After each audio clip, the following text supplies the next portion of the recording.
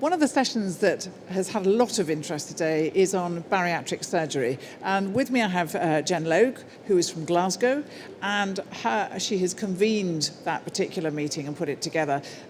Tell me a bit more about what came out of your session today. Yeah, so quite often we have a session on bariatric surgery at EASD, but what we wanted to do differently this year was have a session that really was useful for us as physicians. Quite often you get it from more of a surgical perspective or perhaps a public health perspective, but this time it was really around the practicalities, the long-term outcomes, perhaps some of the side effects of it, and then we had a very interesting session about adolescent bariatric surgery and particularly issues around transitioning into adult care after bariatric surgery.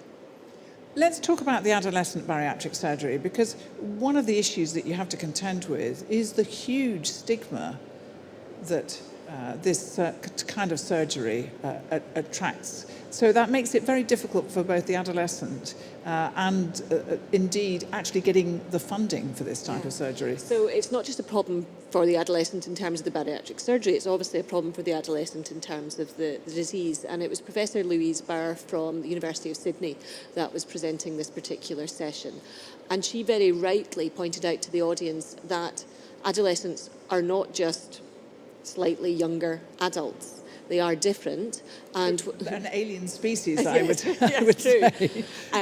But also, when you have such severe obesity in someone who is of that age, then it is a very complex issue, more complex than even the complex issue in adults. There are social parts coming into it. You've obviously got the schooling coming into it. You've got the fact that we know in diabetes, for example, that perhaps adherence with treatment and coming along to appointments is different and more difficult perhaps than it is with adults. So you have all that to contend with. We also don't have much evidence base for outcomes in adolescent bariatric surgery. There was a study done in Australia in 2010 with laparoscopic bands, and they're not done very often anymore, and then a cohort study in the States a few years after that, but there's not a huge amount of evidence. But the evidence that there is suggests that, yes, they get good outcomes, probably because they've not had diseases for as long, but they also do get the same types of complications that adults do, such as addictions to alcohol and drug abuse afterwards, suicide, depression, but also that they perhaps have increased surgical risks, and they do seem to require an increased amount of revisional surgeries. So there's a lot to think about with the adolescent population. They're also a population that are young by definition, so they will be going on to live for a long time with this bariatric surgery, and obviously for the women, they will be going on to hopefully have children. So there's different considerations than when you're talking about our adult populations, which are generally older adults, maybe in their 40s or 50s, that are not necessarily going to go on and be pregnant afterwards. And is it hard persuading, in our case, the NHS, but in other countries' payers, that this kind of surgery is actually important and necessary? It is a real problem. So even in Australia, where Professor Barr is from, where they have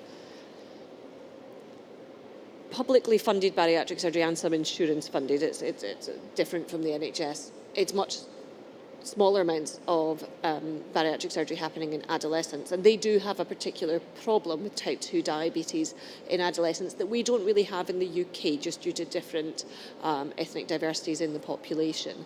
In the UK, it's almost non-existent. Actually, just services for children at that specialist level overall, because we must remember that bariatric surgery is not the only treatment for obesity in adolescents, are very hard to come by, and it's really patchy from area to area. They probably do more bariatric surgery, for example, in the Middle East, including in adolescents, but then they maybe have less of the other stages of treatment with that. It needs to be in a team that knows what they are doing. I mean, that goes without saying, but it needs to be in really specialist centres, particularly when you're doing small numbers of it. It needs to be a multidisciplinary team. There really needs to obviously be a high amount of expert psychological input to that. And there has to be plans, not just for within that team for looking after the patient afterwards, but transition. And that's something that Louise touched on, and it's not actually, I must confess, something I have actually thought about before. We obviously think about this a lot more in type 1 diabetes in children, and we're getting much better at doing transition from paediatric to adult care, but we need to do that in bariatric surgery as well. And presumably very important to involve the family, because it becomes a whole family issue, doesn't it? In all interventions of obesity in childhood, it has to be a whole family issue, because usually adolescents are not doing the weekly shop themselves. They're usually not doing the cooking for themselves.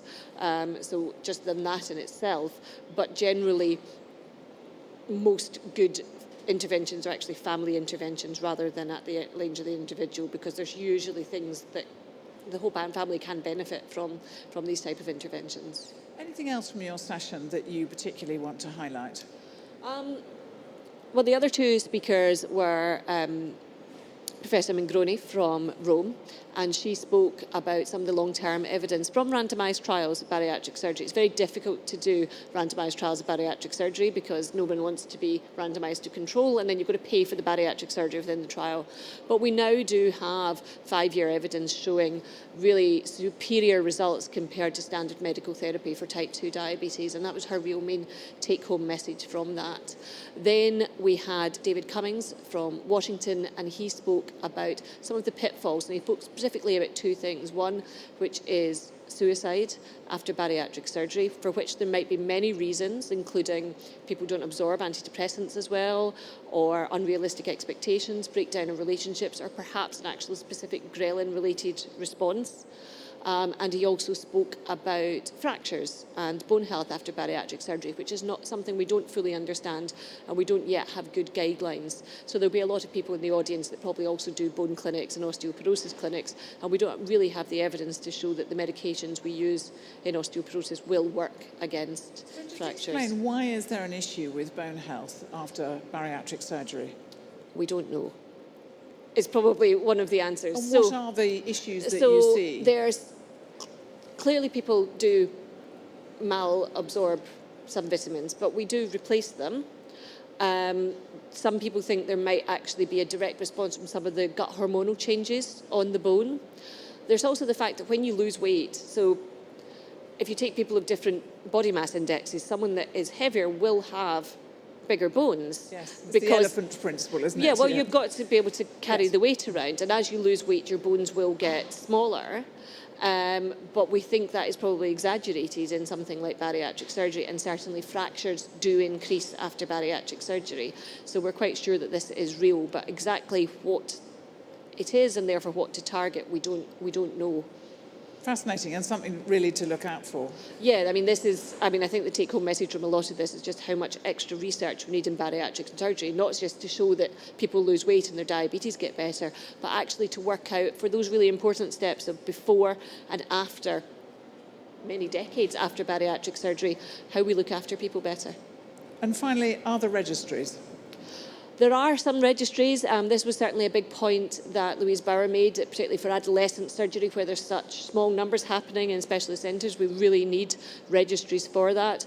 There is a registry in the United Kingdom, and there's registries across a lot of the UK in IFSO, which is the International Federation for Surgery for Obesity, the Surgical Association. They do a sort of registry of registries, if that makes sense, to look at that. But that's very much surgical and short-term weight outcomes. I think really the endocrinology and diabetes community it's the long term sequela that you really want to know about. Yeah. Really interesting area, and thank you so much for coming to talk to us about Thank it. you. Thank you.